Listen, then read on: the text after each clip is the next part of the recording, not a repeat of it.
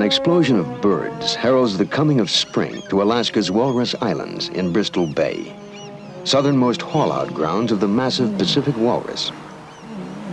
In this walrus sanctuary, permanent residents, elderly survivors of migrations past, set off chain reactions as they fence for choice rocks warmed by the sun.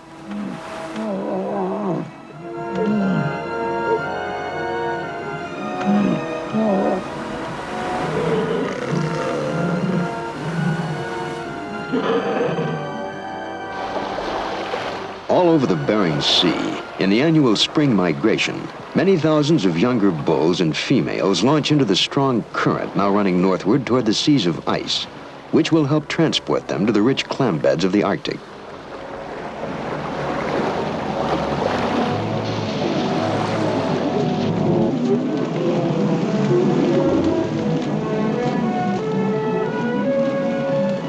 Captain Cousteau, cameraman, and crew planned a rendezvous with some of the migrating herds far to the north in the Bering Strait.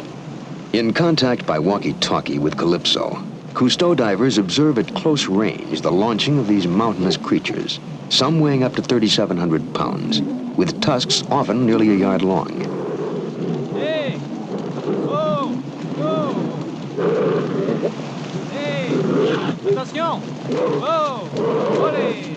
At a disadvantage on land, the walrus can really resort to intimidation. He's at home only in the sea. In search of rich shellfish grounds, the walruses plunge along toward the uncertain fate that lies beyond the protection of this sanctuary.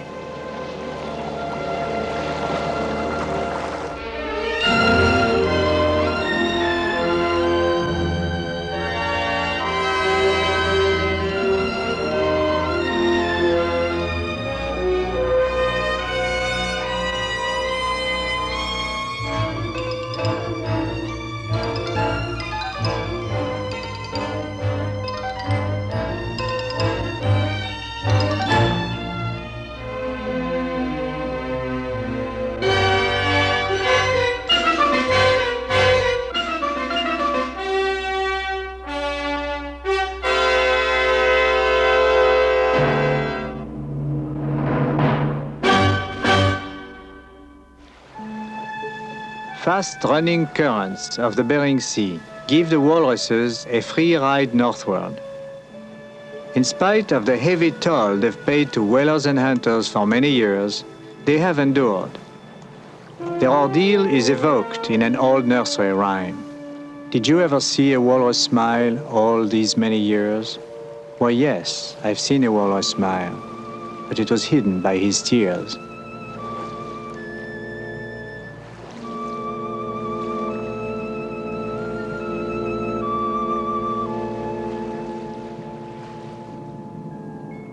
The durability of the walrus is largely due to the natural protection of the vast seas of ice. Philippe Cousteau and divers approaching the Bering Strait en route to St. Lawrence Island look down upon family pods of walruses journeying slowly toward the Arctic on floating ice plains.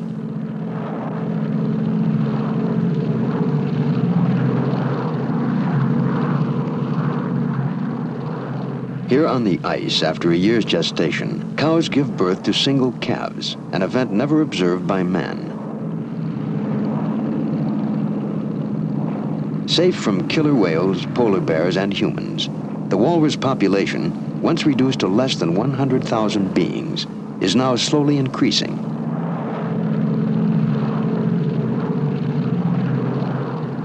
Destination, the Eskimo village of Gamble, on the storm-lashed rock that is St. Lawrence Island.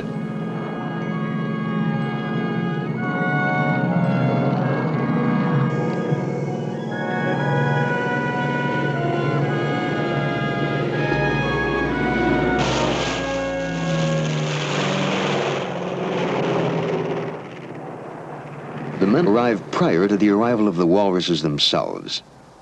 Knowledge of the walrus in the wild is fragmentary. Storms at sea, unpredictable ice movements, and the cloak of weather conceal their presence. Herds may pass to the Arctic unnoticed. Here it rains or snows almost daily, the early spring temperature hovering around freezing or below. Il y a les sacs. Le sac est lourd. The snowcat and snowmobile have replaced the venerable dog sledge on the white horizon. For Frenchmen in protective Eskimo garments, it is an alien frozen world, far from home port in sunny Monaco. In the half-light of the subarctic sun, shore ice and fresh snow are exhilarating to Preslin and Dorado. Out to test their extra-thick wetsuits, our duck-footed divers ascend the nearest mound. To the puzzlement of Eskimo observers,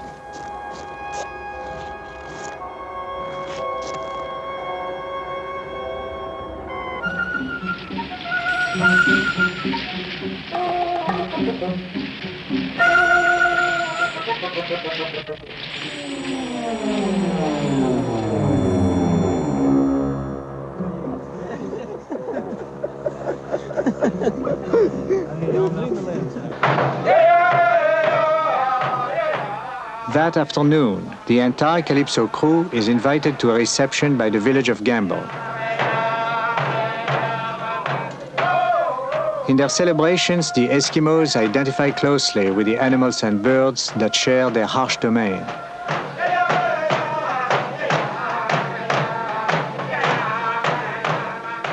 The drum, their only instrument, is made of walrus stomach membrane. The Eskimos make total use of the animals they hunt.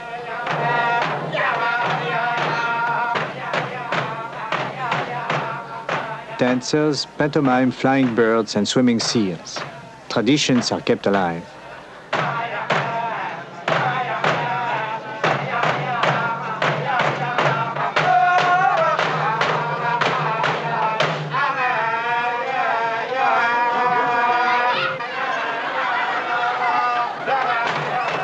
The Eskimos like horseplay, which is directed particularly to the children.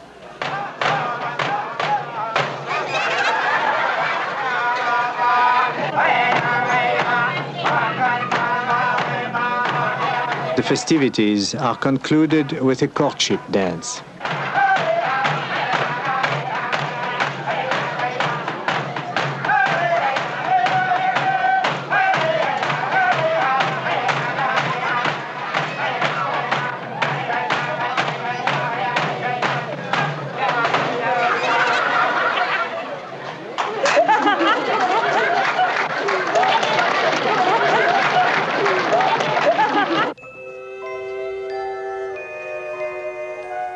On St. Lawrence Island, a sunny day is an event, in itself worthy of celebration. A magical white wilderness enraptures Philippe, Bonici, and Dorado on their way to the sea. The walruses have not as yet arrived, but the first floe of sea ice pushes close to shore. Joined by Vernon Slocum, our Eskimo guide, Philippe is anxious to take advantage of the good weather for an exploratory dive, but questions the conditions. Can you go out when the ice is so close? Uh-huh. You can go out? Over there? Yeah. I mean the boat? Yeah. Yeah. We can go out right there. No problem. No problem? No problem. With the Just big ice? Yeah. You skin board, we can go. Ice like that. No problem? No problem.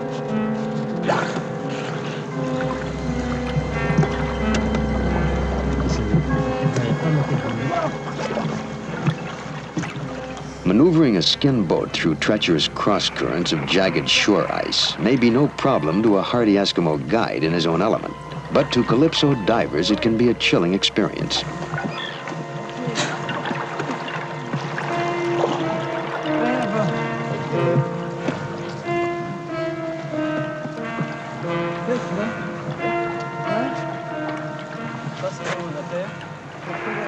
For Calypso divers, there are no cranes or winches here.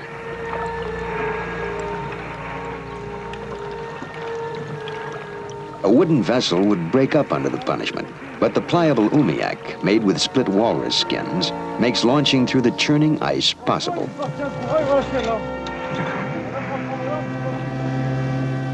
Open water is reached at last. And the outboard motor replaces manpower with horsepower.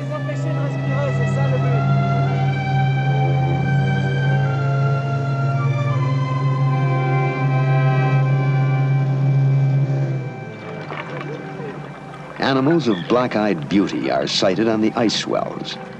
They are bearded seals sunning themselves.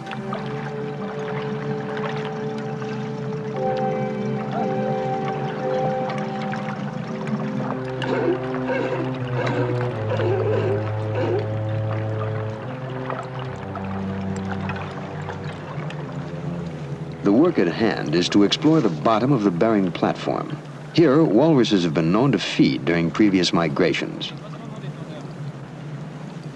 In preparation for their first grueling dive beneath a moving sea of ice, the men wear double wetsuits. The coldness of Philips' underwater camera will increase the chance of malfunction. Regulators will deliver ice-cold air to divers' lungs. The lens of the camera is cooled to ambient temperature to avoid fogging from condensation. This is the kind of dive no one wishes to repeat.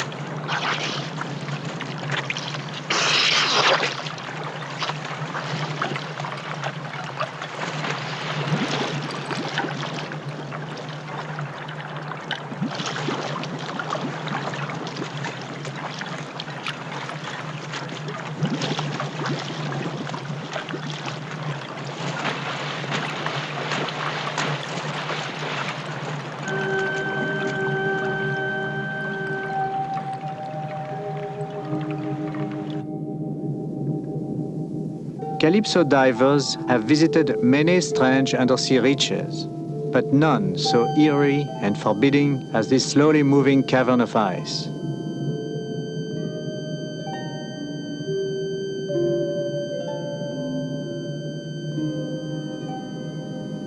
We encounter an Arctic jellyfish, tentacles trailing.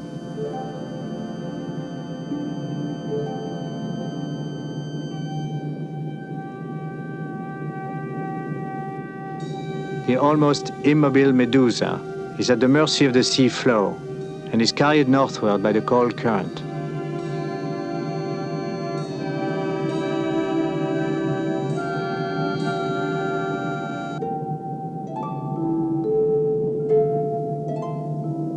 Preslin inspects a solid ceiling of ice where bubbles from our air tanks are trapped.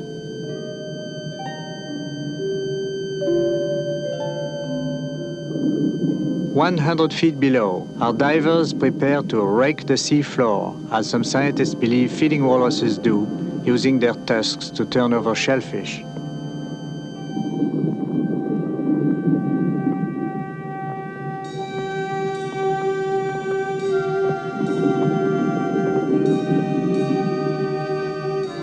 Empty shells are found, left by previous walrus migrations. The walruses are bottom feeders. They consume great quantities of snails, cockles, and clams, their favorite delicacy. A swift current carries our divers over the foraging grounds.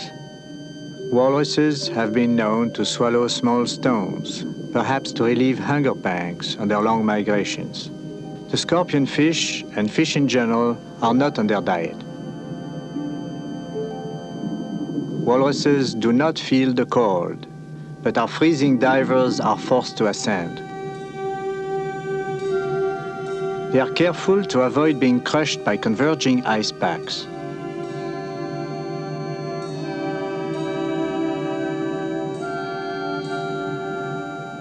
The divers swim toward surface light.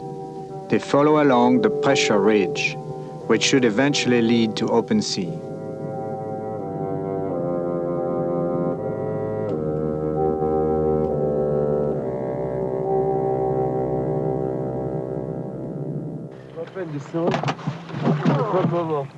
Undersea and Dorado are the first to surface.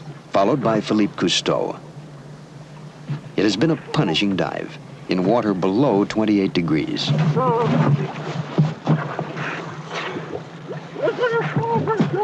Envoyez. Alors?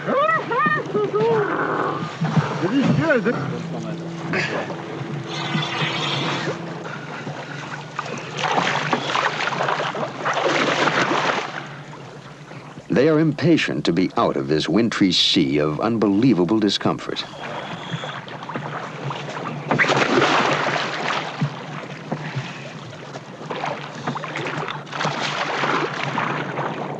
Thank you.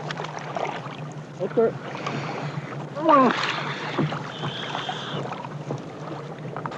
C'est relax, déjà. Ami. C'est pas peine de descendre. C'est pas le moment. Ivan needs help. So swollen by the cold, he can barely move. Rigoli. Il est monté comme ça. Ah. Donc la bouteille.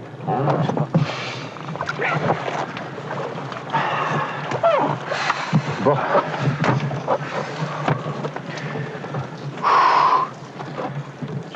Ok. Mais non, j'arrive pas avec les gars. Le casque est planqué pour l'antenne. Oui. Bon, attention l'antenne. Attention à l'antenne. Ben, il fait pas chaud, hein. Zéro en bas. 0 pile, hein. 0 degré. 2. Oui, 0. Bon, attention l'antenne. Attention à l'antenne. Freezing waters have temporarily aged once youthful faces. The divers now know why Eskimos never swim. Ah, alors si les mains marchent toujours. Winds up to 100 miles an hour are not an uncommon phenomenon in the village of Gamble. Even for insulated puppies and work dogs, blizzards are a difficult fact of everyday life.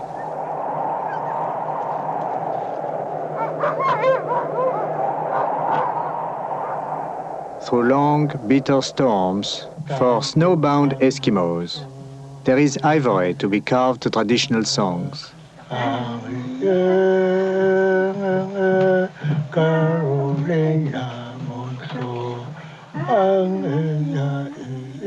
Seated upon the floor, the carver works at his trade, while his wife sews a raincoat made of stretched walrus entrails.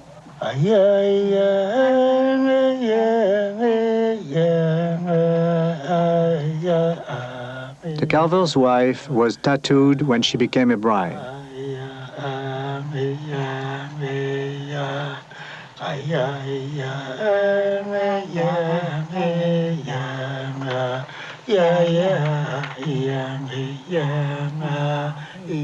The traditional song becomes a singing commercial as the artisan appeals to cities and states where he hopes to sell his carvings. Carving song. Topeka. Topeka? Yeah, San Francisco. I'm carving for states, all these states. I see. Order me some carving. You see me now. Work long time. Raw ivory can no longer be exported, but must be carved, enhancing its value and providing employment when joblessness here approaches 90% in the winter. In this barren land, the walrus has always been, almost exclusively, the determinant of the Eskimos' existence. But with the coming of the whalers came decades of wholesale slaughter for oil and skins for foreign markets. Then came the headhunters, robbing adult walruses of their tusks for ivory chess figures and luxury ornaments. Finally, the harpoon gave way to the musket. Herds were thinned until, for the protection of the walruses, regulative laws were passed.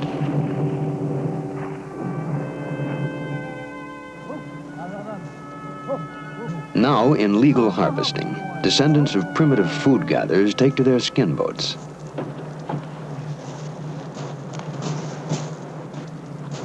If the Eskimos can locate the scattered herds, a legal quota will be taken to restore the village's meat supply and provide the necessities for subsistence. walruses have arrived.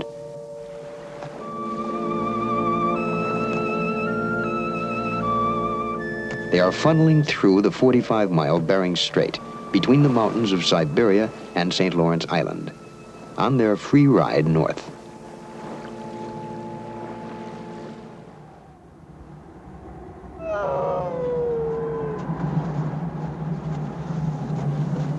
With the arrival of Captain Cousteau on snow-swept Gamble, the skin boat of Vernon, the Eskimo guide, is skidded to the water's edge. Cousteau and the Calypso team will take advantage of a short break in a relentless series of spring storms to search out and study the walruses, now drifting north through the narrows of the Bering Strait. We leave the pristine beauty of the shore for a rendezvous through ice-studded seas.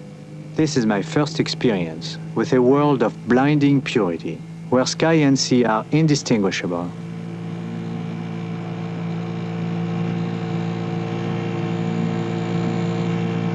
Vernon, another seal, over there. As we approach, the seal shyly retreats.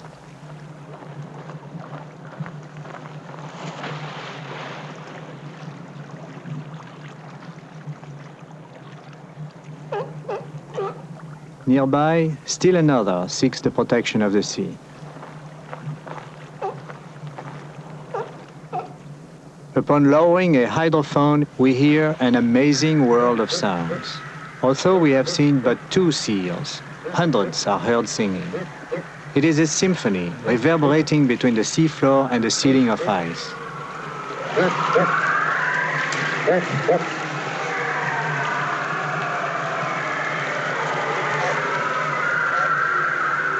It may be that, like ultra-modern frequency modulation sonar, these continuous songs are used to measure distances.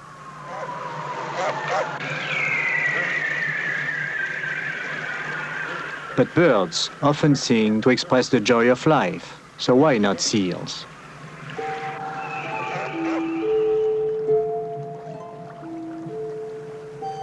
All day, Cousteau and his party push through the vast ice fields without sighting a single walrus. 20 miles from Siberia, they cross the international date line, and suddenly, a distant sleeping herd.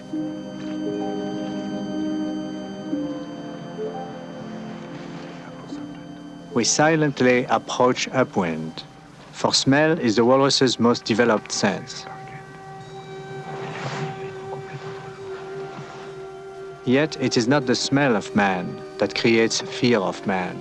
Their concern would depend upon a past unhappy experience with man.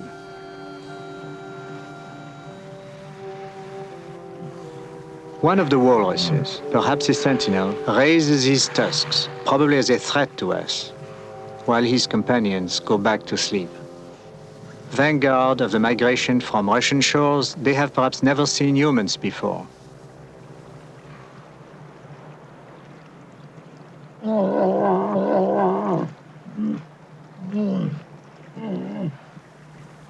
The group is composed of 4 adult males and a 4-year-old younger male.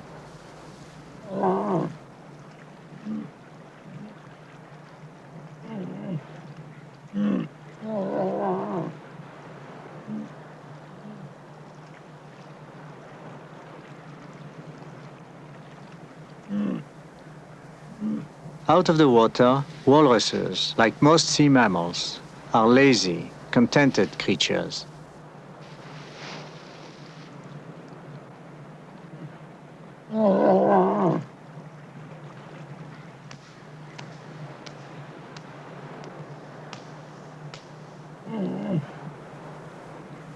Their awareness is dulled by sleepiness, but their hearing is acute. And as we prepare to record their sounds, we inadvertently destroy the tranquil scene.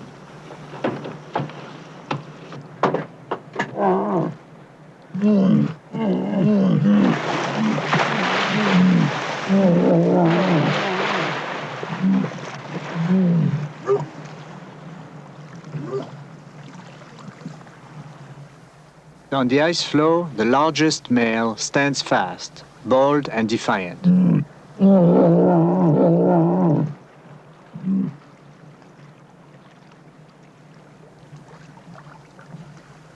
The walrus society is closely knit. They never desert a companion.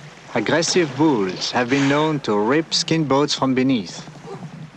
The animals now approach us in a threatening tusk display.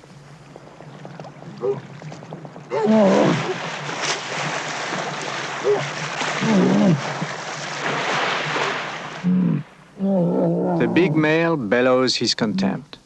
As he fearlessly settles down, it provides us with a rare opportunity to film him at close range and record his sounds.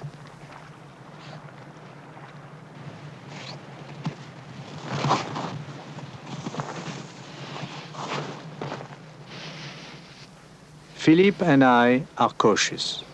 Approaching a walrus on level ice may be dangerous, for when provoked, these 2-ton creatures can strike with surprising speed.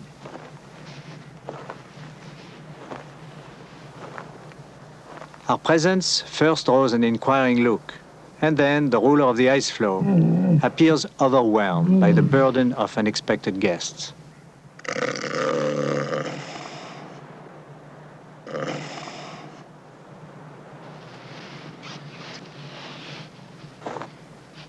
I venture closer.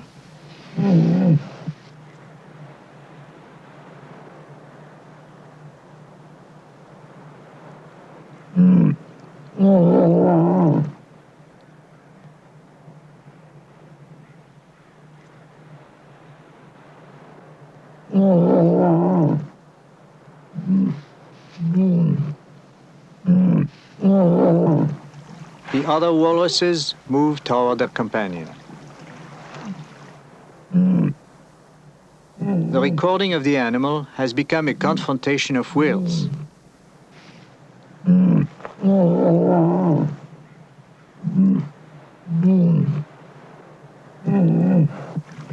The younger bull moves in to urge the old one to leave.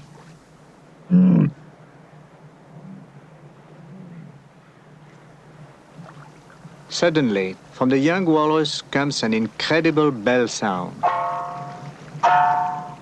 It is a call of alarm, produced from 2 air sacs on either side of his neck.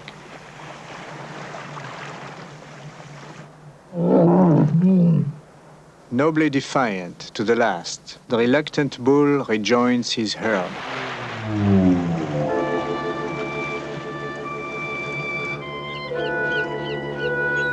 Voracious gulls in the strait indicate that hunters have also found walruses. Some Eskimos return a piece of hide and blubber to the sea as an offering of gratitude for the rich meat they will store in earthen cellars.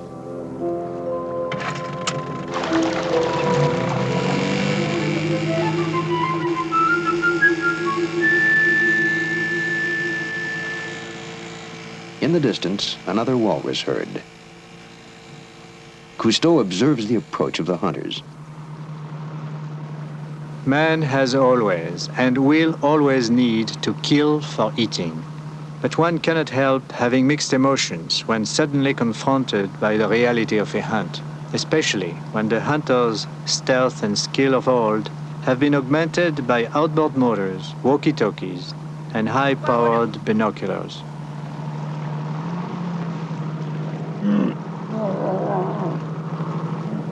During the brief 6-week migration, because of severe storms, the Eskimos average only 1 day of hunting out of every 3.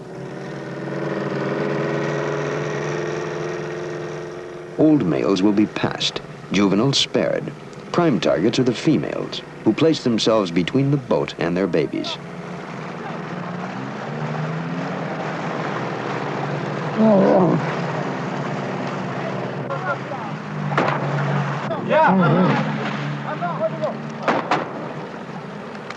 Female skins, undamaged by fighting, are needed for the Eskimos' boats.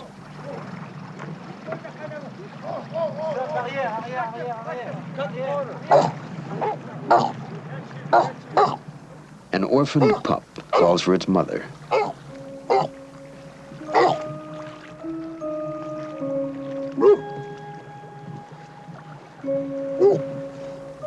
His mother has expired on an ice floe.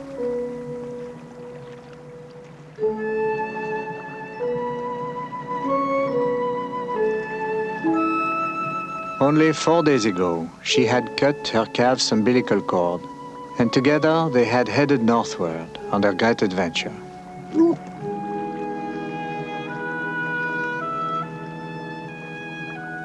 Infant walrus, who will stem your tears.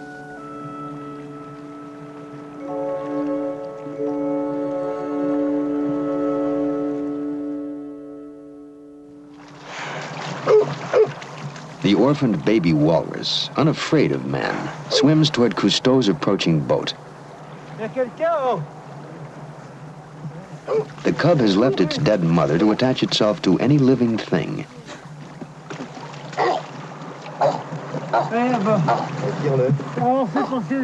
Alone, the 125-pound cub could not survive in the Arctic Sea.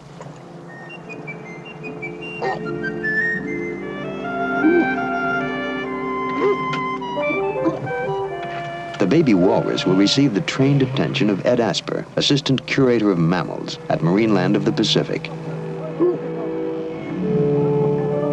As the little one climbs around from person to person, we are moved by the infant's pressing need for touch and affection.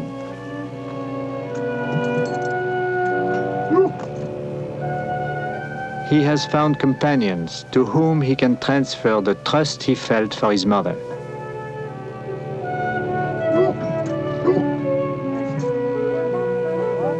The weather closes in, and so do our thoughts. The need for hunting walruses is discussed with John Apongaluk of the City Council of Gambell, Lee Kuzata of the Eskimo IRA Council, and Alaska's Walter J. Hickel, former U.S. Secretary of the Interior. How many walrus does it take on an average for a community like Gambell, which is about 400? How many walrus a year? 350 350 a year. Just about not quite one per person. No. No. 2 years we have no luck at all. And first year out of those 5 years, I think if I do remember right, there is only one walrus killed by one boat by luck. What? Just one. And then the second year, there are very, very few. During those 2 years, a man with a big family whose income is only by carving. We didn't get in. Yeah. So that's why it's important that It is important. that the walrus is your livelihood. Myself, yeah. Well, I think, really traveling around the world and having been involved in government, I think the people that live in the Arctic, especially the Eskimo, know more about conservation and use of animals, the total. They waste less than any place I've ever seen. That's right. Because the weather makes the problem difficult. Now, John, what do you use for the keel of your boat? We use ivory too, the tusk. From The male, yeah. Because they slide easy. They are suitable for any kind of surface on the ice. In other words, we need the whole thing. Whole Have thing, to have it all. as the way it's going now. I agree with you totally. Yeah. That's the wisest use of sea mammal for humanity. And what we have to do is manage it so the human is cared for and the walrus is cared for. Right. Yeah. No walrus was ever cared for with more devotion than the orphan pup. He's nicknamed Burke by our divers because of his throaty barks.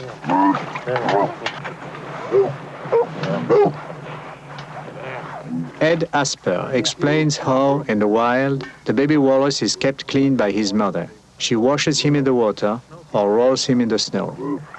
But the snow, after we wash him here, we rub him with snow and it dries him, cleans him very well. Cleans him almost better than water.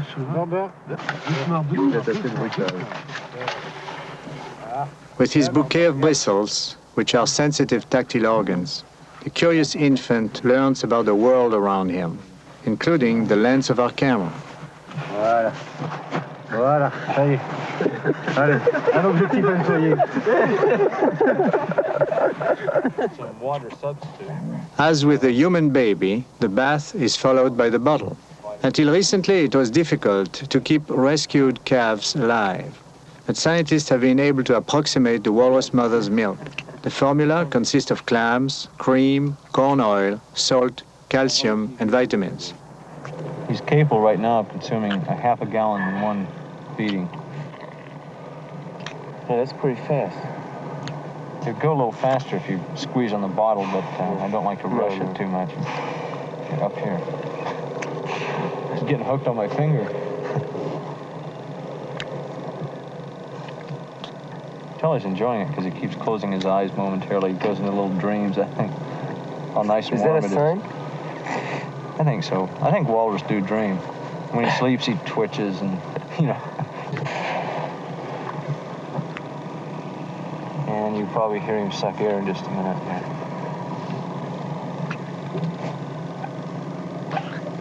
Okay, he knows it's gone. Yeah. Take a little snow, I think, and wash his chin off. Yeah. Allez, Norbert, viens. Yeah. He doesn't like that. Norbert.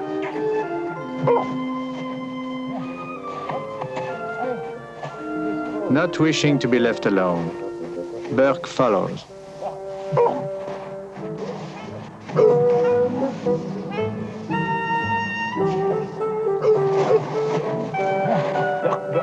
Still a little uncertain about his new surroundings, he reaches out for food and affection with his inquiring bristles.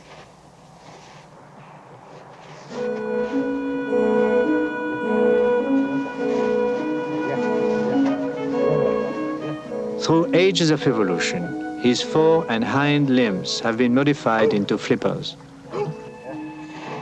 Norbert. Yes. Fell down the hole.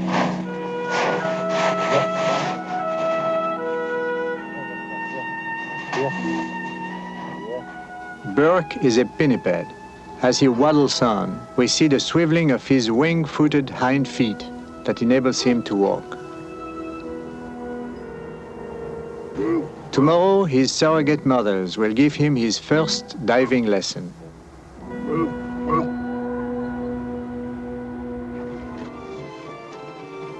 It is another bone-chilling day in the subpolar regions of the Bering Strait. Walrus pups are not born with a natural liking for the water, but learn to swim under the tutelage of their mothers. Since Burke has lost his mother, who would have taught him to breathe underwater, the Calypso divers must once again serve as mother's substitutes, and once more brave the frigid sea.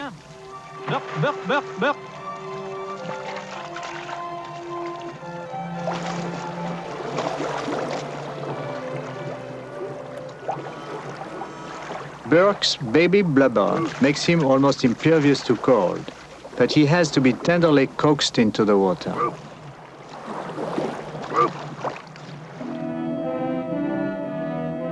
Confused, Burke expels air and gulps water. He has not yet learned to breathe properly and to close his watertight nostrils before submerging.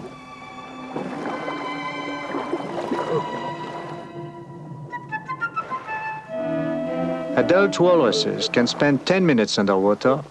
Burke keeps constantly popping up to breathe. He swims around, bowling like a little kid, holding his head out of water. Our frightened baby seeks security by riding on Bonissy's back as he might his mother's. With his flippers, he seizes the diver's arm and is carried downward, only to escape upward once more. It is a woeful experience, but he is beginning to learn. And assisted by Preslin, descends at last all the way to the sea floor.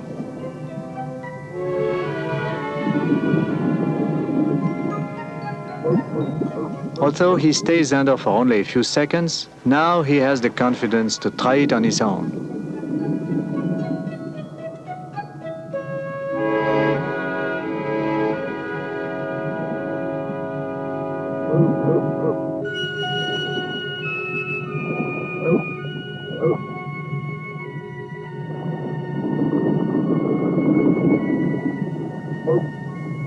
Burke is praised for his good work, and then surprises us by actually searching the bottom for food during this, his first diving lesson. Much of his information is transmitted through his whiskers.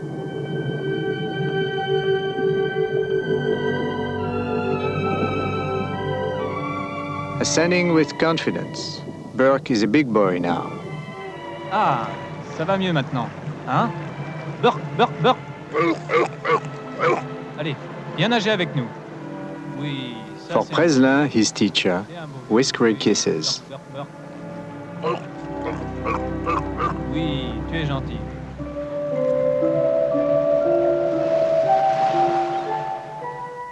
The spring thaw sets in. Ice slips away to the sea, and the once snowy shore becomes pebbled.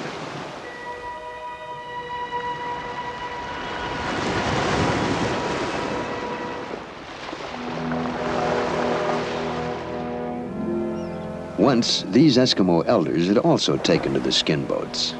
Now, no longer able to hunt, at the end of the season they sit and look, and recall the brave days of their youth with the walrus.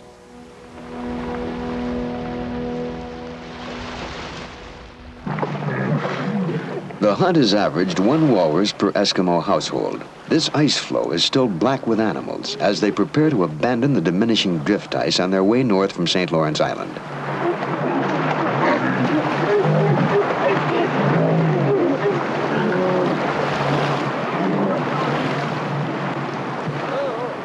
Captain Cousteau observes the large family pod of inquisitive juveniles, bulls, and cows, now in passage to the remote clamshells of the Chukchi Sea.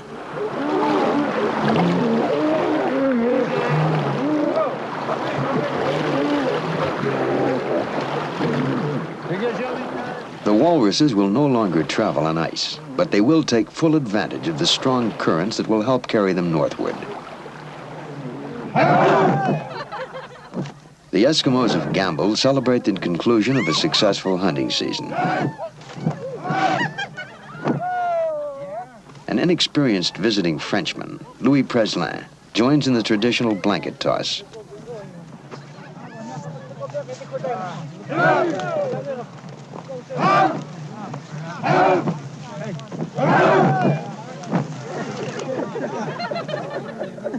In our age of advanced technology, in this Eskimo village, tribal traditions are kept alive. But does the preservation of a native culture conflict with progress and with enlightened conservational thought? Walter Hickel. I think that the most important thing, as I see it, is we allow them to have their life the way they need it. They have to live with life in the sea. And I think that we have an obligation to see to it that that life is protected. And yet we can't protect it to the point to where they can't use it. See? In open waters, far beyond St. Lawrence Island, we follow a walrus family on its way northward. Soon, all contact with them will be lost as they disperse to seek out shellfish banks reaching to the polar ice cap. Today, Russian and American aerial surveys indicate that the population of the Pacific walrus has slowly increased to approximately 150,000. Walrus, behind your bristling whiskers, do you smile?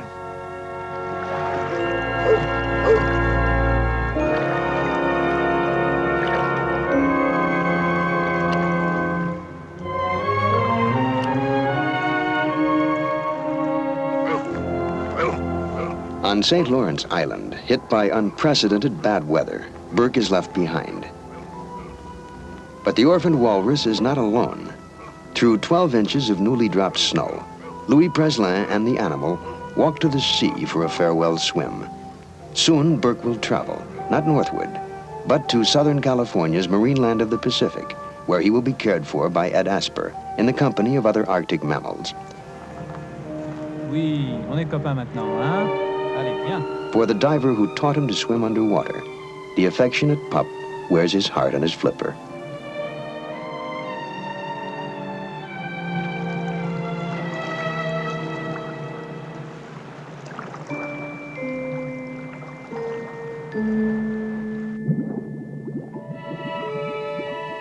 The walrus pup rides on Preslin's back as he would his mother's during migration.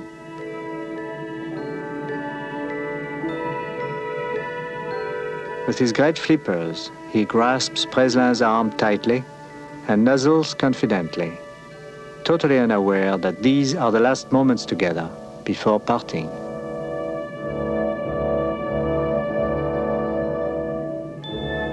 We had come to study the animal first described by Norsemen 1,000 years ago as an ugly, fearsome monster with blazing red eyes.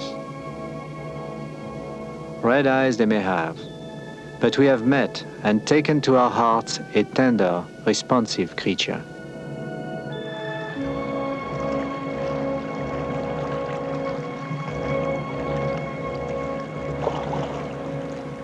We have found that, yes, if you return his natural affection, you may see a walrus smile.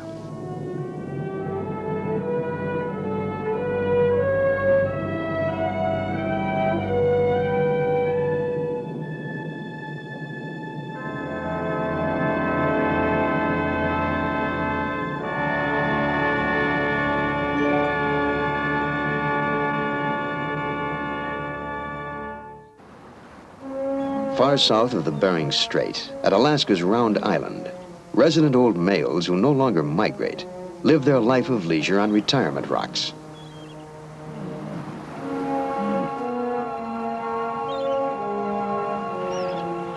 Pale blue from a long dive, an elderly bull seeks the warmth of his rosy, sun-baked brothers.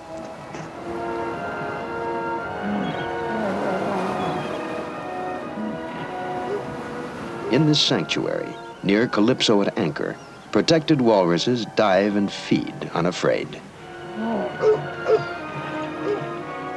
Our thoughts are with the walrus, past and present.